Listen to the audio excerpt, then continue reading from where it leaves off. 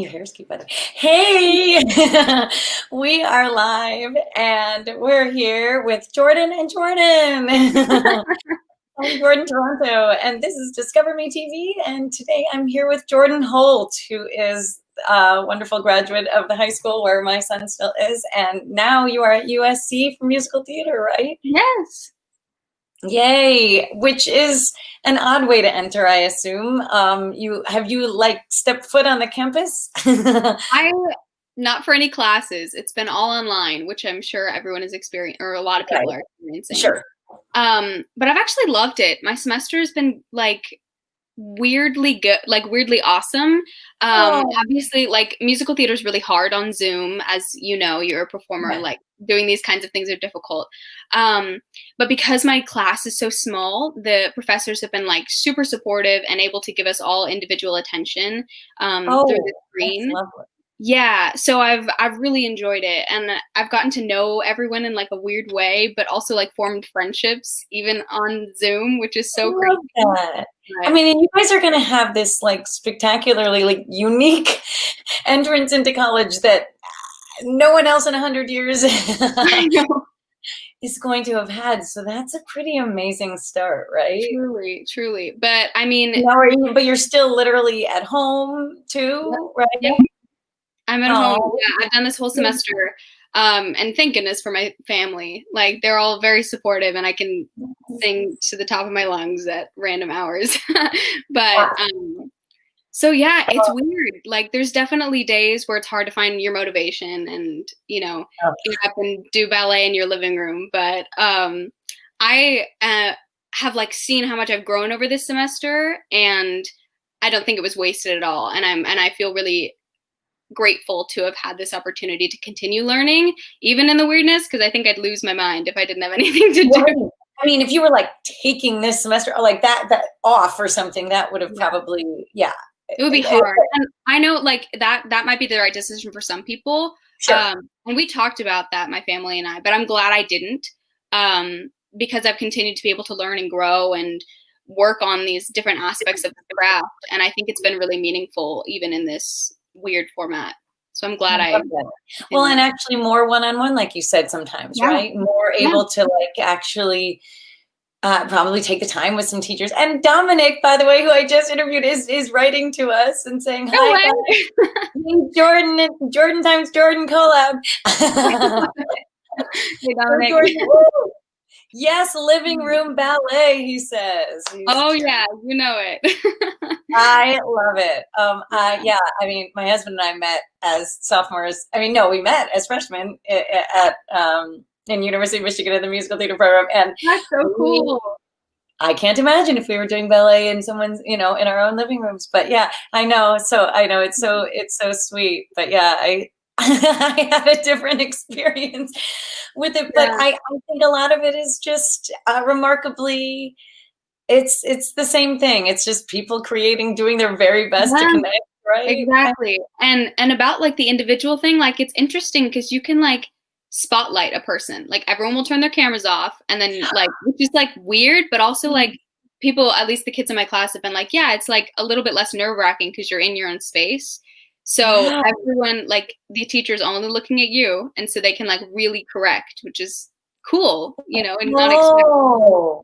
Yeah, that is nice. And it's just not something that's exactly possible when they're just like, everyone else get off the stage and I'm just going to work with this person, or, you know, in the rehearsal space. So it has its own unique benefits for sure. Besides, I mean, it has its pros and cons for sure. But I think like, and our acting teacher too has talked about this, like when you work with a partner, you're able to like turn off everyone else's view, like hide non-video participants in Zoom. And so you're just looking at the other person. You can hide self-view. So it's like no one else is there, which has its own like weird, because, you know, connecting with someone through a screen has its challenges. Absolutely. But it has its own weird, like, perks. We've also been able to like utilize our environment, which is really interesting. You can like use your kitchen. And when we worked on, do you know like the Meisner technique? I'm sure you know. That's what my husband actually teaches over Zoom at New York. But we've like used that, and like your activity could be like baking a cake, like Yes. actually baking a cake, like, or something random that you would not be able to easily bring into a classroom. Right. Where normally you'd have a chair and a Yeah, table and yeah. whatever little props you could bring into the rehearsal space. Exactly, exactly. So while we're Right? losing the, like, energy in the room, you can, like, use the space you're in, which is really cool, I think. You kind of really capture like this actual truth of doing, like, Yeah, talk about yeah, like absolutely. There have been, like, some weird activities, like, what does that it feel like people. to actually be doing this? You're like, well, I am. I'm Yes, actually in my kitchen baking a cake. exactly, exactly. You don't have to even pretend. That's nice. And then maybe it adds an extra layer when you do go back to being on a stage and you're pretending you're like, yeah, but that moment in my actual kitchen was useful. Yeah, absolutely, I absolutely. love that. Um, I was going to maybe do my little like questions from the hat series that I've got, but actually, and I asked Dominic if he would give me one, and I literally didn't even take it though and write it down. So here, I know I should just wonder, I should just take it from the hat, but I think what I want to do is just ask Dominic's question right to you. I think this is fun. Okay. Okay, his question is, what's a cartoon you loved as a kid that you would see, that you would like to see a live action adaptation of, and who would play the main character? Oh my goodness, he's pulling out the Okay, that's awesome and very specific. I love it.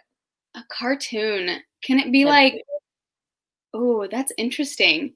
I know, you can think about that. We could even like move on and you could be like, I I know. know. I'm trying to think. Honestly, can it be like an animated Disney movie, or do you want it to be like a Sure. cartoon?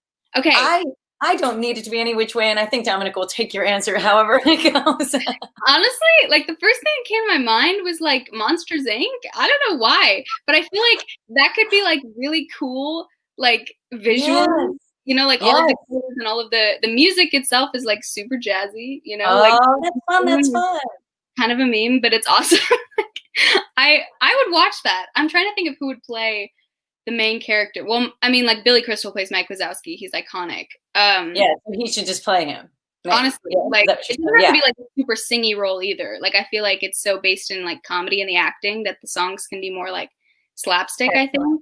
Yeah, Yeah, totally. that's I pretty think cool. it's an excellent answer. Thank you. And Nathaniel says Barbie, by the way. He's seeing you as That's funny. no, but No, the Dominic's Barbie a movie. good answer. Dominic liked your answer of I think Monsters Inc. would be delightful. I love Monsters Inc. Good question, Dominic. Good answer, Jordan. Thank you. Thank you, Dominic. Excellent. I was also wondering, let's see, do you have let's see, do you have a favorite? I assume so letting viewers know, her senior year she was Roxy in Chicago, which was really awesome. I remember, yeah, that was my kid's freshman year, so we saw that and we were just That was blown so away. awesome when he peeked through the legs and did the pose. Oh my gosh, he had like of course, I know he's my kid, but honestly, like one of my favorite moments. Oh yeah, everyone went crazy for him. It was awesome. One of everyone's favorite moments. Yeah. Indeed. And but I loved it. Was that probably your favorite show you did, or is it hard to have a favorite, but do you have any other like absolute favorite moments from like your high school like musicals Oh, or absolutely. Well, Chicago for me was like, I think its own, like one of the most challenging things in its own unique way, because it was like pushed me out of my comfort zone for sure. Like that type of character I'd never played before. I'd never done solo dancing on a stage before, which was really wow, yeah. I danced in a chorus, you know, with Dominic and everything for the 4 years, but I'd never like been on stage solo dancing. So that was really cool. A That's really a cool good point. opportunity. That's not something everybody has the challenge of doing. And Yeah. No, I'm so grateful for that opportunity because it really like stretched me to my limits, you know, to like explore the weirdness and like craziness of that character and through, yes. you know, dance and song and acting. So it was definitely its own challenge and I loved it. Mm. And I think that's one of the characters that I spent the most time like sitting with and really working through. And also like the student producers, Amanda Sanchez and Ari Kretz, were like incredible and like helping me. Oh. And like because Amanda Sanchez specifically, she's like a Chicago fanatic. She knows everything there is to know. So she'd be like, okay, I have a couple notes. Like, there's this really iconic thing that this person did, and I think you can incorporate it. And like, I'd love to see more of this from her. And just like having them there to support me and like challenge me further was just really awesome. That is so cool. Wait, was she at all influential in having Mr. Myers do it in the first place or anything? Or did she just know? I don't There's a chance. There's a chance. I mean, she's wonderful. She was in play production with me our senior year, but she's like, she planned all of like swing night. She's been in band. She's been all over the place. She's just responsible for all kinds of creative. Yeah. That's cool. And I think like aside from Chicago, I think one of the most memorable shows for me was my sophomore year. We did the Laramie Project. Which was really impactful. I was a member of the Tectonic Theater Company, which it's based in Truth, the show. And I, along with 5 or 6, I can't remember how many people were in the group, we stayed on the stage the entirety of the show. Like, wow. That was a director's choice by Mr. Myers to have us stay on stage, like whether it be like coming down to narrate and ask questions or just in the background, because that's how it would have been. You know, these people are interviewing the people of the town. They would have been watching the whole time. Yes. So it was like a wonderful form of exhaustion that kind of like, I don't know how to explain it. Like I love that. A wonderful form of exhaustion. I totally understand that. There's been a lot of times when, like when you just are like, I'm exhausted, but so satisfied. Like it's such a satisfying kind of exhaustion where you just. Because it was like you'd be on stage and you'd be so in it. Like it took a lot of time for the show to get to a place where, you know, pacing, because it's very interview driven and monologue driven. So it would be like we'd work towards, you know, keeping the flow going, being truthful to the story, and being, you know, honoring Matthew Shepard's legacy.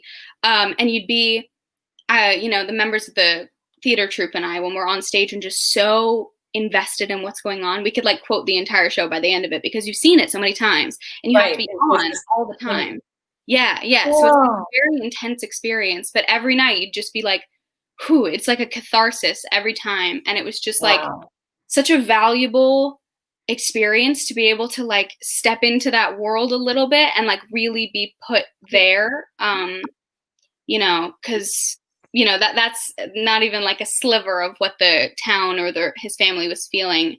So just to like be empathetic in that minute for those 3 hours was like such a valuable experience to me. And also like, I think that was the show that I realized like how change evoking theater can be. I think up until that point, I'd done, you know, wonderful shows that are, you know, provoking and get the audience thinking, but this one specifically really impacted me. I didn't know Matthew Shore's story before this point, so it was like very inspiring to me, and I think that was like a stepping point into knowing this is what I want to do and like how I want to continue to tell stories and, you know, push the narrative and continue to have people, you know, change things in the world, make them better. So I think that's really inspirational. I love that. Thank you. Yeah, and I love that it's remarkably, and it's one of the reasons why I feel like whether, you know, Broadway is still dark in terms of physical bodies up on stage, but like why people will not stop creating things even during these last like 8 or 9 months. Like it's so, telling stories is and like human connections and theater and art, I think, is more important to change oftentimes, or at least a bigger trigger to change sometimes than like seemingly just like, I don't know, legislation and stuff, which is necessary too. But I think a lot of times it's when you feel like you're watching something and you feel like you're known or you know somebody. Yeah. You can't look away from something that matters once it's affected you personally, once you feel like, and that's why I feel like when you watch people, you know, on stage or on TV or in movies, and all of a sudden you know someone who's going through something, and you can't turn a blind eye to it anymore. And I think that's a really interesting way of putting it. Like, it's no longer somebody across the world that you can just disassociate from, as somebody you've like met. That's really interesting. Yeah. Well, I think, and that's, I think my husband and I talked about this, and he's like, you can only love or care about somebody that you know, and you start to know even characters that you become involved in. All of a sudden, that's what starts to change hearts and minds, sometimes more than like the ways that we think will change people's hearts and minds. It's just like all of a sudden even if it's a character. And we also talk about the notion, my husband always says, it doesn't have to be a true story, although obviously in this case it is a true story, and that's incredibly powerful and important. But like there are stories that he says, like I'll read a script and be like, it's so true, and it's not that it's a documentary, it's not that it's, but there's something that's like there's a kernel of truth in it. And so sometimes characters that are fictional become like a real presence in people's lives, and then make a change in people's hearts because they all of a sudden they know and care about somebody who's gone through something. Absolutely. Absolutely. So the Laramie Project was your sophomore year then? Is that what you said? It was. Oh, that's so powerful. And then you did, wait, that was also your senior year too, the Curious Incident. Yes. Was that also something where the ensemble stayed on stage almost the entire, or at least, or most of the show, the ensemble was like creating the environment. Like we had chairs set around, and it was a very ensemble heavy show, which I love. I love those types of shows. So it was like we would sit and you'd move around, and it's very like based in technology. Oh my gosh, Billy Yates and the lighting crew and the tech crew. Insane. Yes. I went to the school and I'm like, I'm in a high school play here. And it was just, oh my gosh, it was gorgeous and amazing. I couldn't even like fathom what we were like standing on and like around. It was crazy. But so the entire ensemble, we'd have like choreographed sequences where you walk this way and you turn this way and you create this environment that's inside of Christopher's head, which is completely unique, and I've never seen a show like it. So that was similar to the Laramie Project in that it was, based in truth, and very ensemble heavy and very draining as well, in like a wonderful way, because it puts you like in this place where you're just giving all of yourself, but it's so gratifying. Like at the end of the show, Eli Staub, oh my God, like incredible. He put his all into that show. And in the last scene, we would be staring across from each other, and it was just such a catharsis. And I'd walk off stage after having that moment with him and just sob into the person on the wings. And I was just like, just because it's so fulfilling and gratifying to be able to like share that stage with somebody and tell the story. Being a senior, like I'm so grateful that I had moments of being a senior on stage, and my heart ached for the seniors that can't this year. But so Curious was such a beautiful experience. Beautiful. Wow. Yes. I love that notion of just and just that amazing, exhilarating exhaustion that you're talking about. I'm sure that might be one thing that you're missing that you can't quite get over Zoom, is that ensemble, like everyone actually together. There's an energy about that we will have again. I don't know exactly. And I'm seeing more comments from Dominic. Eli and Jordan are a dynamic duo to end all dynamic duos on. Yes, you guys also in Chicago, these guys, the gun. Sorry, I'm like trying to go. So amazing. Yeah, these guys. Oh man.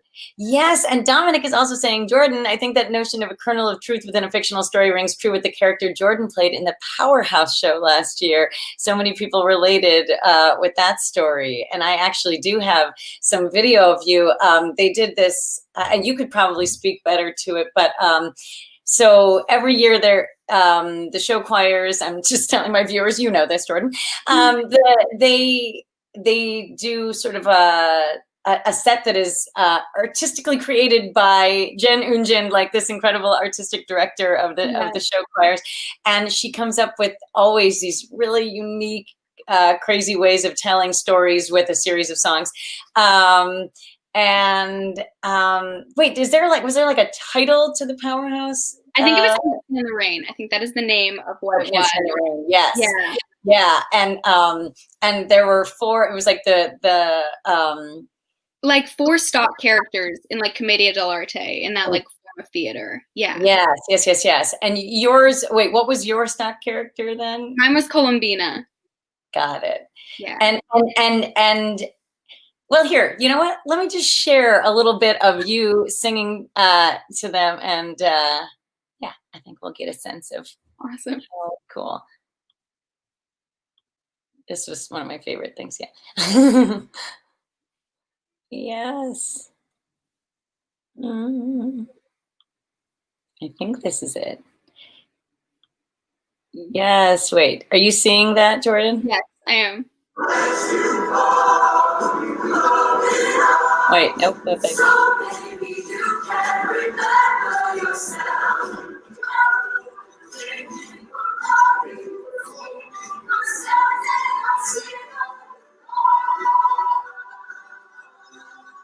Here she comes.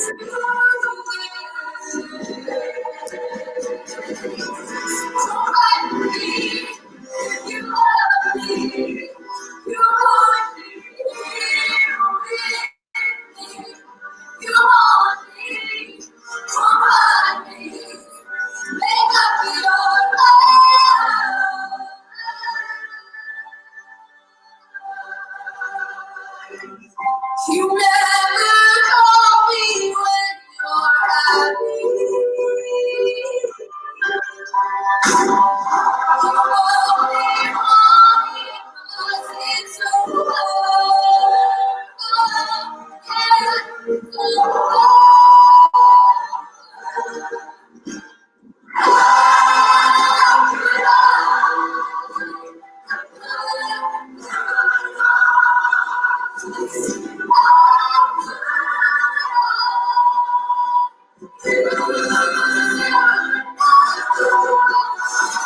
It's Yes.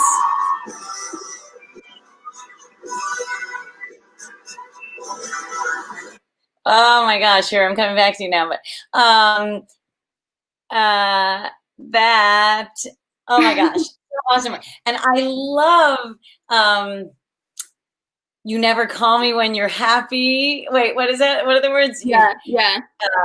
It was originally, it's an Evanescence song, which is originally "You Never Call Me When You're Sober," but yeah, but I think that "You Never Call Me When You're Happy" speaks a lot to, I don't know, probably a lot. No, the creative minds of, you know, Jen and Dominic and everyone, Jennings and everyone who created this, insane. I don't even know how they do it every year. Like, they'll pick songs I never thought. But speaking on what Dominic said about the kernel of truth in this, you know, it's crazy because they're like stock characters from like hundreds of years ago, but there's still so much truth in this, and I think that's what's so wonderful about show choir is that you can, you know, I didn't even know what show choir was coming into it, but like it's such a crazy, interesting art form that you can't really explain to somebody until they see it. This is a good point. You know, but I think like the thing that's so wonderful, especially about this show, is that it can be so modern and so relatable to these people, and it's just about like humanity, because the show wasn't necessarily based in like an event in history or, you know, like a specific storyline, I guess, but it's about like humans and their relationships, and Columbina's, you know, relationship in loving somebody and then having them not love her back, and, you know, having Rufiana, played by the beautiful Ginny Nicolucci, you know, helping her come to her senses and be like, you don't need him. Like, you are enough of yourself, and if they're not giving you your all, if they're using you when they need you, then it's not enough for you to stay. And that's what this breaking point was for her, which was such an awesome, so much fun to play. What a fun thing to like perform, right? To just be like, ah! I know, like there's some, like, talk about like satisfaction, right? Oh, absolutely. I love that. And I mean, and your voice is so powerful on it, and just so heartfelt. And so, yeah, I think it's just so relatable. There's just such like a universal like understanding of what that is to be like, even if it's not like a romantic. Yeah, even if it's just you've been like screwed over by somebody in your life. No, and everyone has, by some friend, by some boyfriend, some girlfriend, some human. Everyone knows that heart-wrenching feeling of like why? Yeah. And you captured that. Thank you. And yeah, so satisfying and delightful to watch every time I saw it. Yeah. Oh, and you're Nathaniel. Oh yeah, just saying, still getting goosebumps. Thanks, Nathaniel. And speaking of Nathaniel, you guys have some stuff out on his Spotify, like, right? Yeah. You have so I also interviewed Nathaniel Simpson a little bit ago, and he's written a new Christmas song, right? That you're on, and several other people helped create. Yes. I'm so proud of him. He released 2 singles. So he did his own original Christmas song called Worth the Wait All Year, which I sang in the choir portion with a number of other people. And he had all live musicians, so many people. Oh, that's such a neat experience. It's so cool, and it sounds beautiful. It and does. he also released a cover of I'll Be Home for Christmas, which I sang with him on. With you, and it's so beautiful, and it's also resonates in a new way with a time that a lot of people won't be home for Christmas this year. I didn't think about that. I'm sorry, I shouldn't even say that. Like, that's so heart-wrenching, but it was also so sweet. I was listening to it. I was like, oh my gosh, this song this year is like even more sort of sentimental and sweet, I thought, and it was like literally if only in my dreams. I was like, oh, that's so dear. Oh, can't take it.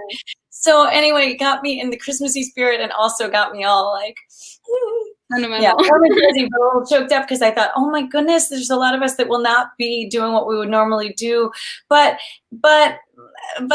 also there's I don't know, always the trying to be the optimist is that, like, I don't know, we're finding ways to connect, and Absolutely. Because we can't just do same old, maybe always the same traditions. I think there's even more desire to connect other ways and find ways to still be like, nope, we Christmas will come, holidays are here, no matter exactly what it looks like, or if it looks like past years. And you're right.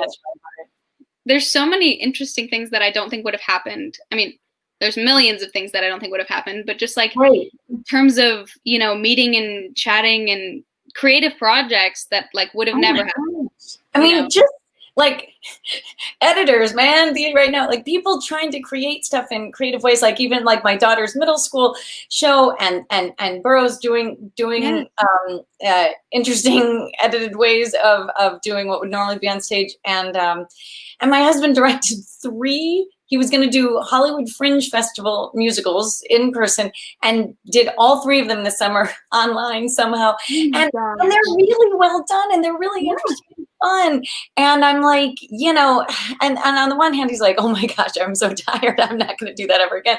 But then there's some part of him that probably would, because there is something so satisfying in finding a creative way to still make art. Absolutely. And I think like your family knows, because Kaylor's in all of those, online shows. I know. He's like, oh my gosh, one more Twitch show. But he's grateful for them too. I know. Say again? He's grateful for them too. I know. It's so, because it's like, well, if this is how they're being made, I guess this is how we're doing them, and we're going to do the very, very best possible, right? Absolutely. When we did, oh no, go ahead. No, I was just going to say, I think the one thing is that it's clear that artists and actors and creators, like, the one option that isn't a possibility is that people are just going to stop making stuff. Like, obviously that isn't happening, and that's one thing that always kind of does throughout any time I feel a little despairing, I go like, people are pretty amazing, because people will still find a way.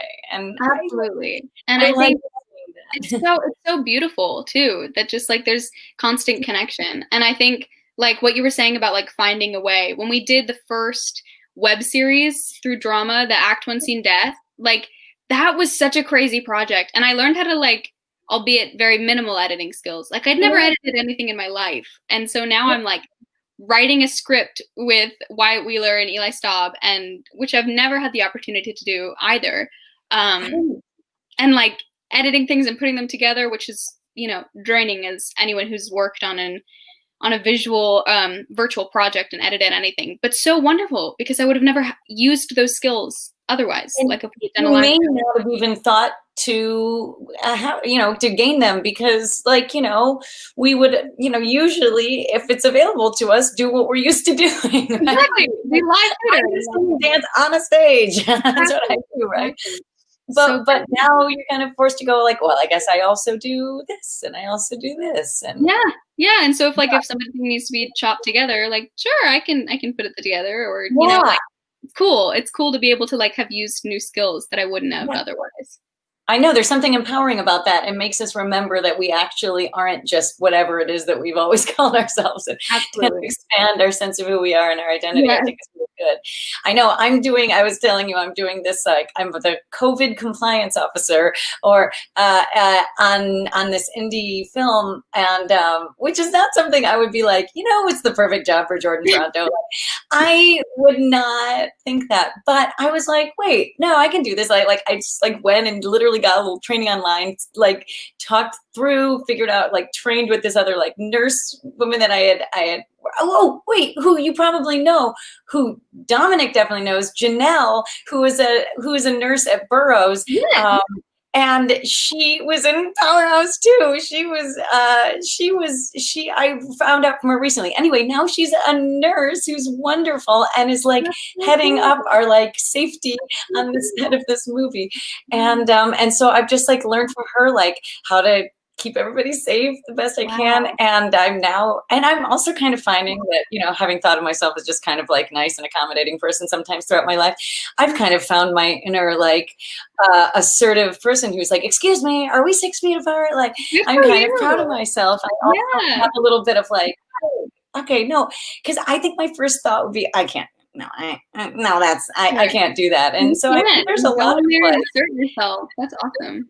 You don't always know what you can do until you've tried some new things. And and I'm there like, and I think one of my main jobs there is just like creating a culture that says like, no, don't worry, you're in good hands here with me. And then I have to actually be like, I have to, do stuff and believe stuff that says, no, you are in good hands with me and I know what I'm doing and I'm assertively keeping us all safe. And that's something I've never dreamed, of course, before this, that I would have ever done, and might not do a whole lot again. But I think it's been a kind of a weirdly growth period of time for me, where I realized things about myself too. To like have that. I know, what a strange little blessing, but that where I've now been like, hey, I've kind of I don't know, found my voice in a new way.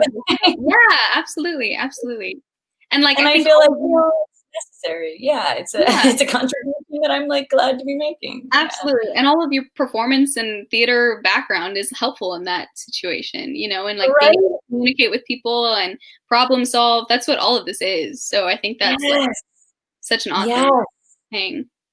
This is a good point. There's one other woman that I'm gonna still that I interviewed actually a while back, and I'm still just like editing the interview from, but she is starting. She was also a performer. She was in Jersey Boys on Broadway, and also then was in Jersey Boys the movie, which was like incredible story that she couldn't really have. And anyway, she was quite an interesting person to chat with, and she also has started this whole program called Master Communicator, and she has found too that her performing, I think her whole like life as a performer has kind of set her up to be the person she is today, which is trying to help people learn how to communicate well, which I think is quite a noble pursuit, actually. Yeah, that's so powerful. And being able to know your background, that's awesome. I know, so I think that's really neat. So yeah, I guess go figure. We're all finding ways that we're more than what we thought we were. Absolutely. Yes.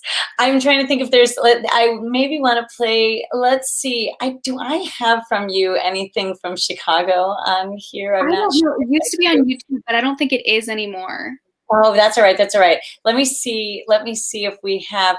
Oh, you know what I would love to play is, can I play a little bit of Journey to the Past? Ooh, this is Jordan singing Journey to the Past from Anastasia, which I have to say Matt and I saw in the movie theater when it first came out. And I swear it's like one of my favorite movie memories. And I just love you on this song. It's one of my first experiences with, my kid being at the school. And so it's one of the first shows I saw, and you just blew me away. And I remember thinking, oh my gosh, this girl could be just down the street doing this at the Pantages right this minute. Oh my goodness, thank you.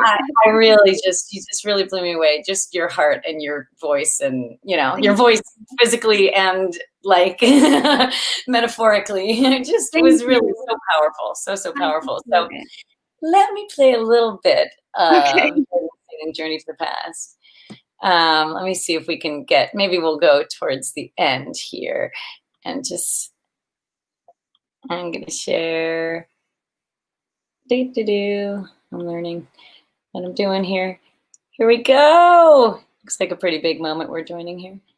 Okay.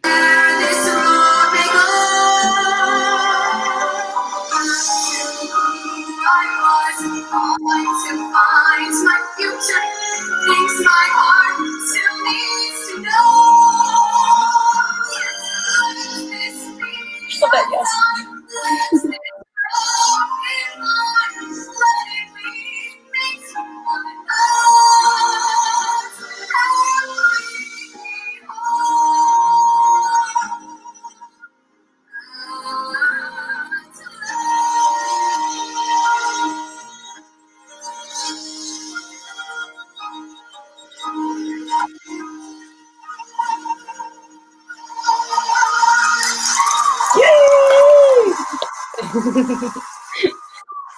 Yes, that is just beautiful. Look at that smile.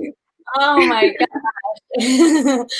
That is some probably exhilarating exhaustion right there.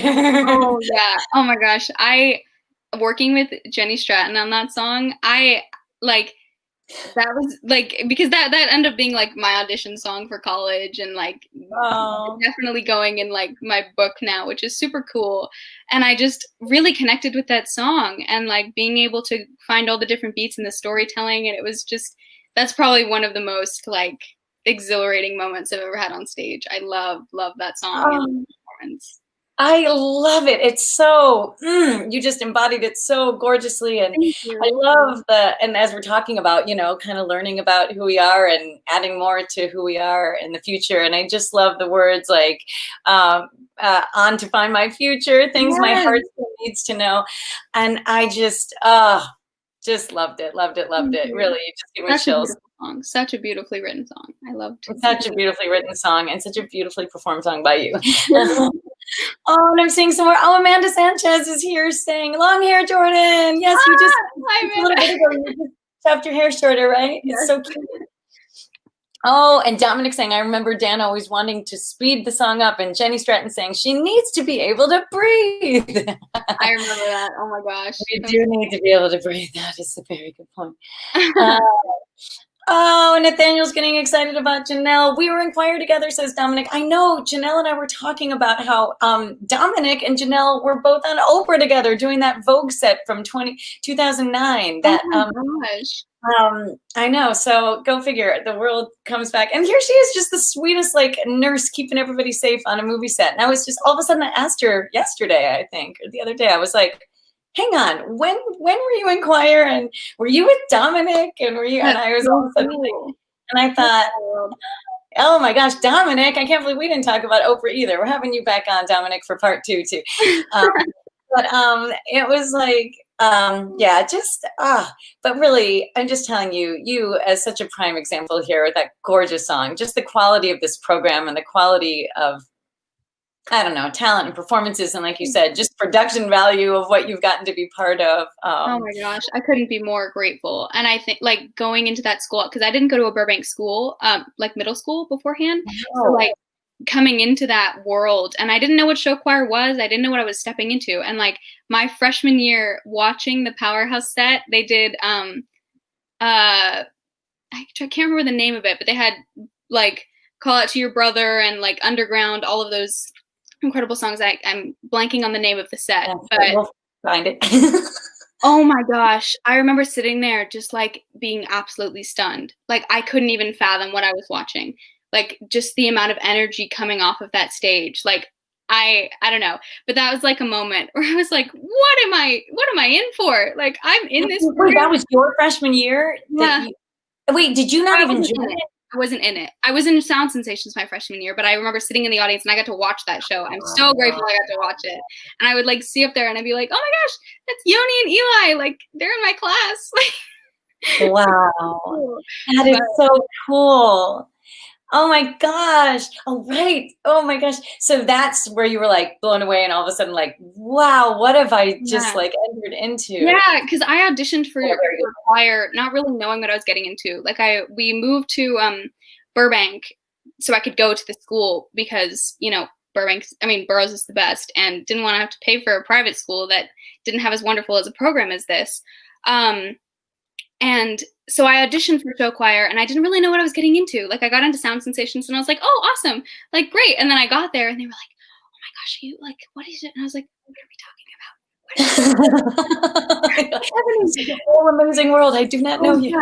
And like, I would go in there and I would like, we would start learning dances and like, I'd only done like step touches up until that point. I was like, what is going on? I can like do jazz hands for you. But then, you know, so like, lots of nerves, lots of feeling like, this is overwhelming. But like after like a couple weeks, it's like, yeah, I do belong here. And like everyone's so supportive. Maddie May, who was our president, the most beautiful, beautiful person. And I got to meet Ellen and Janita, and they were the two other freshmen with me and Mads. So that was just such a beautiful time and like exploring this new art form and like coming into my own in this crazy space where there's so many talented people. Like what you were saying, like so like it's insane. Everyone is just so beautifully creative, and I'd never been surrounded by that many people before, and I know I'll continue to be in bigger rooms, which is awesome. But that was a wonderful moment of like, whoa, where am I? Like, and like having that pressure of like being in that space, but then learning that you can still, you know, be your own and be valuable even if there are so many wonderful people around you. I think that's a huge lesson I learned too. You don't have to compare yourself to the people around you to be beautiful, and acknowledge everyone around you too. So. Oh, I love that notion that you're like in the presence of excellence and that you are so proud to be, you know, with people that stretch you and amaze you yourself, and yet still be able to say, I belong here too, and I'm finding my own place. Yeah, and of course there's going to be in this art form, there's going to be comparison at every step. You know, like there's always going to be self-doubt. But I think like coming back to just like knowing who you are and like being, you know, proud of what you've done and where you are in your journey enough to be able to not be threatened by the ones that are around you, and rather like inspired and further going. Oh, that is so true. To be able to find a way as often as possible to be inspired by instead of threatened by, and feeling competition with, which is quite a feat, and sounds like you did quite beautifully throughout your time. Dominic is saying Jordyn definitely upped the ante when she came to Burroughs and stayed inspiringly humble the entire time. I feel so privileged to have worked with her. Oh, that's the best. And I know it's so true. Oh, and he also just told us that Call Out to Your Brother was the name of that show. It was inspired by the Stonewall movement back in the 60s. These shows are so deep, so cool. I know. And that's why Burroughs reigns supreme. So you'd never go to like, I don't want to speak rudely, but you could like go across the country and like you'd never find something as crazily awesome as what they create here. It really is a unique, incredible environment, and I there are extraordinary things. And I mean, it touches my heart. I still am in touch with my like drama teacher, who I actually went to. Well, I went to a co-ed school, but then there was an all-boys school that I did theater at, and she was the best. CP, hello, and we did amazing theater, and we did cabaret, and which makes me, you know, when you guys did Chicago, and I can't believe we did cabaret. It's kind of amazing that we did cabaret. And, it seems like a pretty like crazy one for high school to do. So I'm grateful that we did. And And anyway, yeah, so we did incredible theater, but this world of show choir was brand new to me as a mom coming into this environment. And I couldn't be more grateful that we happened to choose and fall into, first of all, living here, or like in Burbank, and then for my kids to be going through these particular special programs where which we often tell our parents, like, the wonderful thing is they do choir as often as they do math. Like, it's every day. Like, it's not some like little once a week thing. It's not some little like, sort of extra thing. Oh, it's more than we do math, honestly. Right. Yes, which in my world is like super wonderful. In Kaylor's world, he wants as much math too, because he's incredible and wants to do it all. But I mean, I know. I have moments where I'm like, that would have been real good for me. Like, it can be PE too, right? Once you're in power. It literally takes your PE credit. You're in there for 2 hours in the morning, and then you're there for like 8 hours at night. I don't even know. Yeah, no, exactly. And then just literally class within your school day, and so much more. And that's just the best. I mean, my little girl Jordan, and like the one, it would have been like, yes, this is the dream, because it's just, I know, it's such proof that the arts are essential and they are alive and well in any form here. Absolutely. I'm so very grateful that we found our way into this little world, because this big world of show choir, because it's just the best. Me too. Yeah. And so, and I, you know what, maybe I will do is to play us out, maybe I will see if I can find the little of you guys singing I'll Be Home for Christmas. Let me see if I can share that. It's so beautiful. I love it so much. Was that just also, was that just, where was that recorded, or how? That was in his backyard, because he's been releasing music, which is so cool. He's like starting to develop his Spotify and everything, and he was like, hey, I want you to sing on this song, and I was like, of course. So we recorded it in his backyard, actually. Really good sound, I think. That's so awesome. Let's see if I can just find that for a little December warm fuzzies here. It is. It's so pretty. I love it. Yeah. What was I going to say? Here we go. Here we go. Where is, I don't know. Maybe, I'm not sure if I can find this right now enough. So I will link to it in our little description below here, I think. And it's just so beautiful, though. So everybody, I'll link to lots of awesome Jordan, so that you guys can enjoy more of her, and it can carry you through the rest of your day and your week into the holidays, because honestly, it is just such a joy to watch you perform, to listen to your beautiful voice. And thank you so much for talking to me. Thank you for inviting me. This has been such a blast. I love speaking with you. Yay, I'm so glad. And I know I'm just determined to keep just talking to people, because it's kind of like what feeds me and makes me happy. I think it's so wonderful. It's so wonderful that you're continuing to do this. Yay. And yay. And Amanda Sanchez says, so inspirational. Nathaniel is saying, you are the sweetest. I assume that's you. It's you. But Jordan Squared, we can share it. We can share it. Well, we're kind of loving on everything he's doing, so we're both pretty sweet, I guess, right now. But and my mom says, thank you for highlighting Jordan and this program. You are such an inspirational interviewer. Thanks, Mom. You are. Really awesome, Mom. Thank you. Well, this has been such a dream, and I will just keep, I'll keep it coming. I'll make sure that I try to give people as much as they can find on you, because really, really, like, I think it's the best. I love that I've made you part of sort of the playlist of my life, and like, whenever I want a real inspirational performance, it is a great one to turn to you. So you're awesome. That means so much to me. Thank you. Absolutely. I mean it so truly. Yeah. Well, thank you so much again. And I will, then this will just be out and available for replay. And I will add some more things that you can see Jordyn doing. And thank you, everybody, for watching Discover Me TV. I'm Jordyn Toronto, and this, I will someday learn where I would try to point. This is Jordyn Holt, and she is awesome, and I so appreciate you. Thank you so much. Yes, and have a happy next few weeks, and happy holidays, and happy New Year soon. I look forward to a lot of great things that I'm sure are to come for you too. Yay. All right, well, have a good one. Bye, everybody. Bye.